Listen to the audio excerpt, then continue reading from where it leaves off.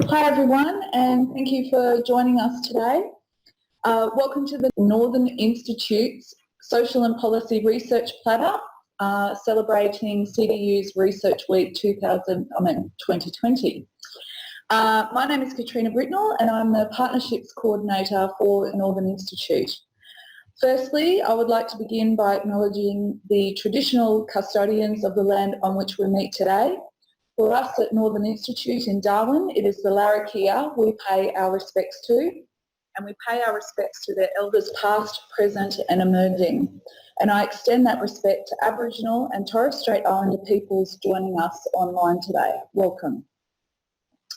We ask that you please keep your microphones muted throughout the webinar, and if you have any questions, so please keep them till the end of the webinar so I can then pass them on to Deepika for the Q&A.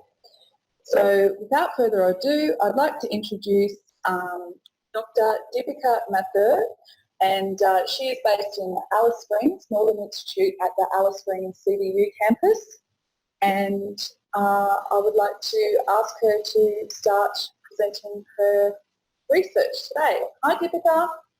Hi, thanks Katrina.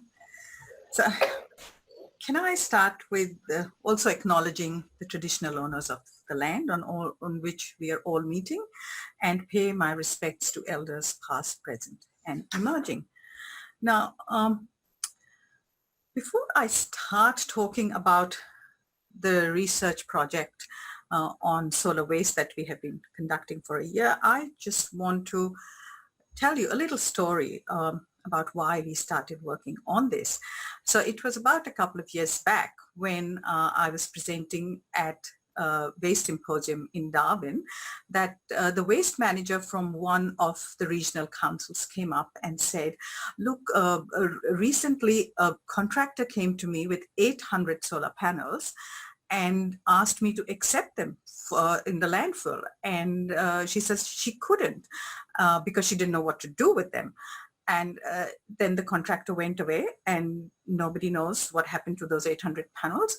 And her question to me was, what can we do with the solar panels that people bring to the landfill? And so started this project where we tried to find out why were the 800 panels removed and what happened to them. So, and in this project, we had partners, two partners. One was Regional Development Australia, the NT branch, and Desert Knowledge Australia. So if I say we, it doesn't mean the royal we, it just means the three partners who did the research. So I'm just going to share my screen. So what has happened is that there has been extensive research on solar panels and end of life. And most of this research concentrates around recycling. How can different types or different generations of panels can be recycled? Then there is a lot of discussion on the economic value of recycling, what materials can be recovered, and how are the hazardous materials like lead and cadmium dealt with. So those are the ones that are commonly discussed issues. The issue of why they remove or why panel fail is there, and from this diagram, if you can see that most of them are talking about technical failures. There is some discussion on transport damage and some on failure due to weather. So we started our study, and in the process we talked to several stakeholders, namely the installers, because they are responsible for putting the panels up and removing them at the end. Local governments, because they are responsible for the waste management at the end once the panels are removed. Then the system designers, who are giving specifications for the solar systems, then some advocacy groups and some providers of solar energy. So with all of these stakeholders, our discussions were on various things, amongst which was why are the panels being removed and where are they being taken at the end. And so what we found was quite interesting. And that was, of course, there was the issue that they were broken due to weather conditions, which we heard. And believe it or not, even in Alice Spring, we had a hail and that damaged a fair few solar panels. Then there was vandalism, and in remote communities, it was a lot of them were damaged with rock throwing. The technical failures, of course, were discussed in the literature, and they were a significant part of why they were removed. Now, I'll just explain a bit about technical failure, and that is that inverters have a life about 10 to 12 years, whereas the solar panels are meant to keep performing up to 20 to 25 to 30 years as per some manufacturers.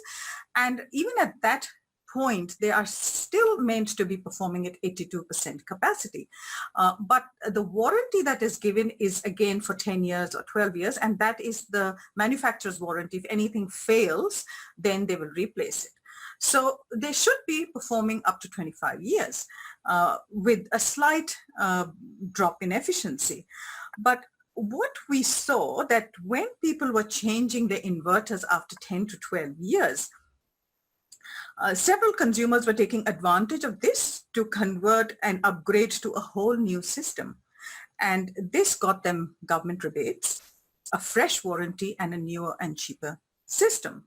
So instead of just a few panels getting changed or just the inverter getting changed, we are now seeing the complete system being taken off.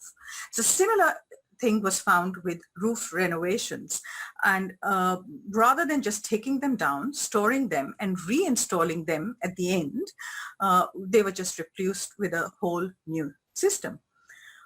Now, what was extremely interesting in this whole, that they have become a commodity item. And what the consumers are doing, they're replacing them with new panels, even though the old panels are still performing. Once they have recovered the initial cost, and the time frame for this is rapidly decreasing, because you can get cheaper panels and providing you with more power. And so now the consumers are shopping around for new panels. They have brand preference. They want bigger systems with the latest technology. And this is not dissimilar to the mobile phones. And it was pointed out that with constantly reducing cost of the panels, this has become far easier to achieve than ever before. And one of the installers, and I'll quote, "It's become a consumer item where just like when you move into a new house and the fridge doesn't fit into the fridge space, most of the time you don't pull the kitchen apart. You just go and buy a new fridge." And so solar panel is becoming a bit like that, unquote. So what the people were telling us, that if the requirements are changing, people are not just adding on a few more panels, they are just replacing the whole system. And this takes us to the top bit here, is that it also is to do with regulations. It is not that easy to mix and match different panels who have got very different electrical properties. And also, if you need a few of the old panel, you might not be able to get them because they might not be available anymore, or the manufacturers just shut shop and they're not manufacturing them anymore. So old panels are hard to get by. It's far harder to mix and match. You're getting new warranties. You're getting a whole new system. The government rebates are catering towards you changing the whole system. So the advice that you get from an installer is just change the whole thing. So that has been a big and an interesting information bit for us. Now we come to the second bit. Where do they go once they're removed? And in recent years, we have had a lot of work done on product stewardship programs, which is actually the manufacturers paying a levy in the beginning for end-of-life management or processing of the solar panel. And in most European countries and internationally, this is the common way that they are looking to help in end-of-life management. And even in Australia, there's a big concerted effort to push for this to become the national policy. So this will take care of the panels that might come subsequently. But what is happening with the panels that are installed now? And the simple answer for the Northern Territory is that no one really knows. And it was identified as what they called a new issue. And the waste managers from local government organizations all confessed that they don't know how to manage this waste stream. And one of them said, you can collect the panel, but then where do you send them? And this is something that we heard repeatedly, whether it was installers or whether it was the waste management officers. So there is this whole debate about managing waste, and it's set against a context of uncertainty, where the stakeholders are at a loss about the next step. Now, with no specific guidelines on waste management, waste managers are making a call on whether they accept the solar panels or not. So in the regions where the landfill are not accepting the panels, the onus is on the installers to stockpile or just to dispose them in other unregulated ways. So this diagram kind of unpacks it a bit. I'm not going to go through the whole diagram, but what I want you to just concentrate on are the blue bits. So if we just have to answer this question, that what happens to them, they could go to landfill where they are accepted. Very, very few landfills in Northern Territory are accepting them. The installers can stockpile them. They can reuse parts such as cables and other bits that they can reuse. Some installers even separate the glass and the aluminium and then just keep the inside wafer. It's easier to stockpile, and they can sell the glass and aluminium to other recyclers. And some of them keep the waste ones as stockpiled, and the other ones that are still working, because we did discuss that there were several panels that are removed and are still working, and they will just try and pass them on to people who have got lesser requirements of they need fewer panels, so like caravans or indigenous communities or even hobby farmers. So these are all then passed on. It's not very clear whether they're sold, or because now they will not go with warranties, so or they're just passed on for free. So that is what is happening on the ground. And so it's not really resolved yet as to where they go and how they are dealt with. There is no data on how many panels are removed. There is on how many panels are installed. And that is from the clean energy regulators. So if you're applying for a rebate, they have a record of who all applied, and you can get that data easily. But how do we find out how many panels are getting removed and where they're going when we can't at the moment? There is a lot of modeling that's done on this, and they take certain criteria into account when they're doing this.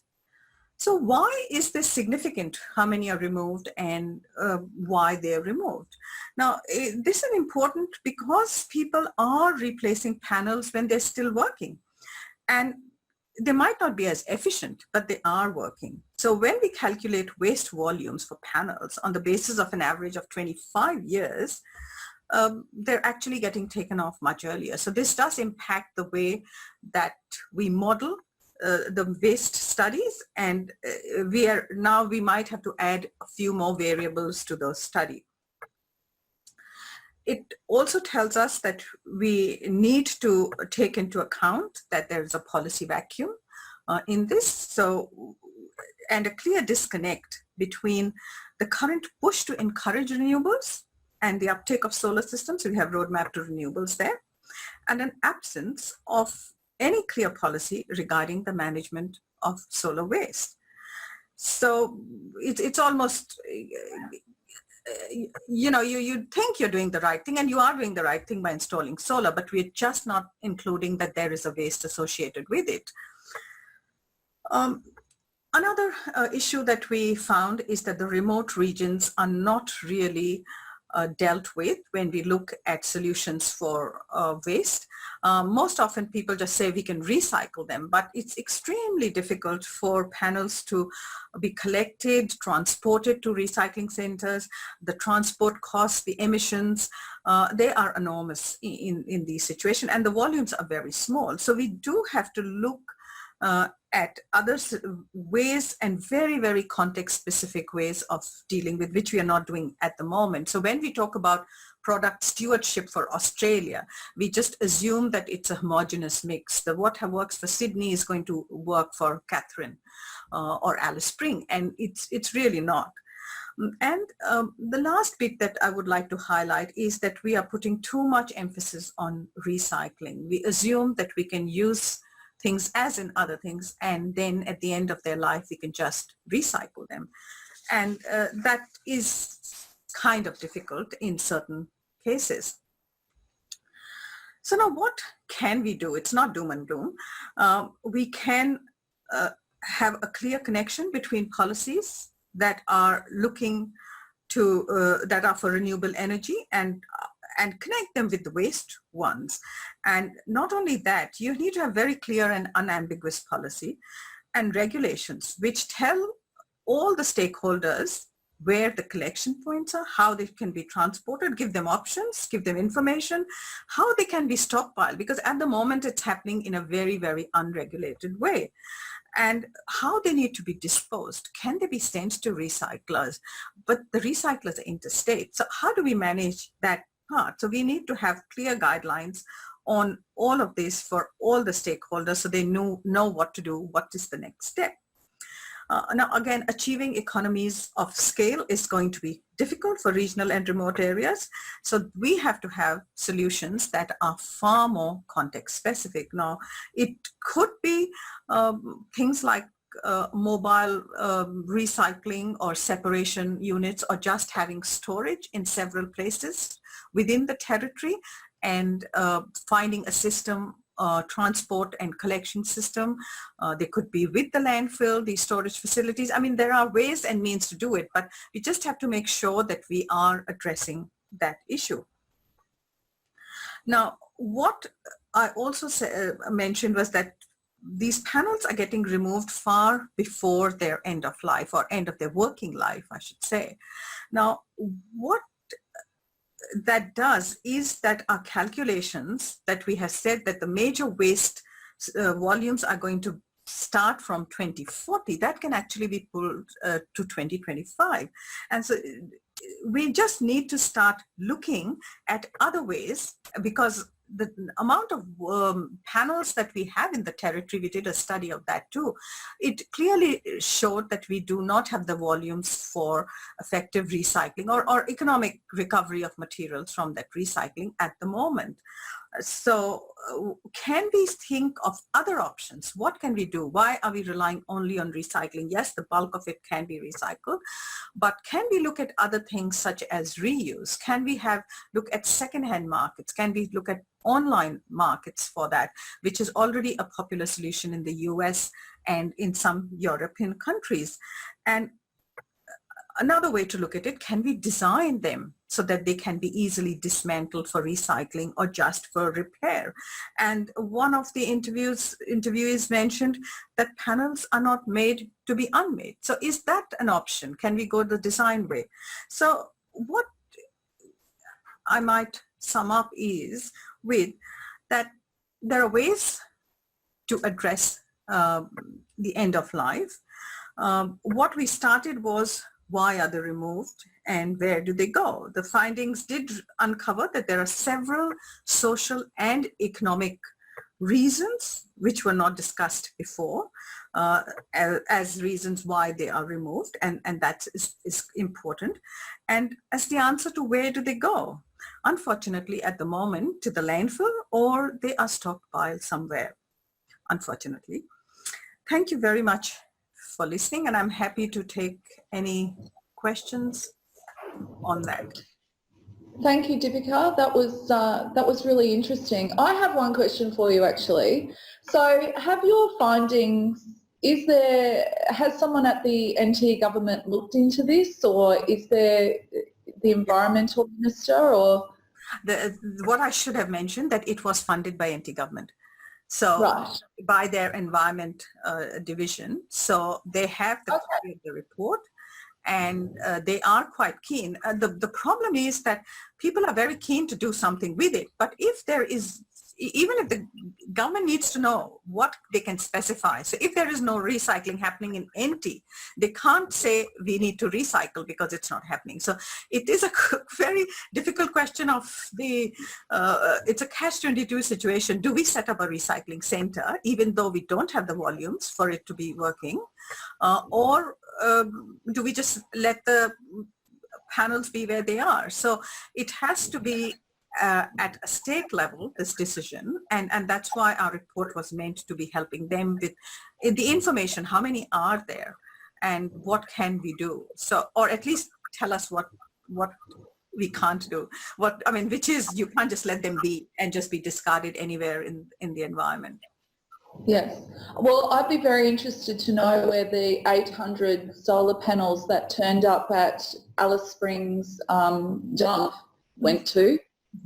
They didn't turn up at Alice Spring Dump. They were in a very remote region, which is even more interesting where they went to. But yeah, thanks. Okay. All right. Well, I don't seem to have any more questions, but if people do have questions, I'll put up Deepika's contact email address and you can contact her directly. And this webinar is being recorded and edited and will be uploaded to our Northern Institute Vimeo channel and YouTube channel. Thank you, Deepika. I really appreciate the time for talking to us today and for helping us celebrate Research Week. Thank you. Thank you, Katrina.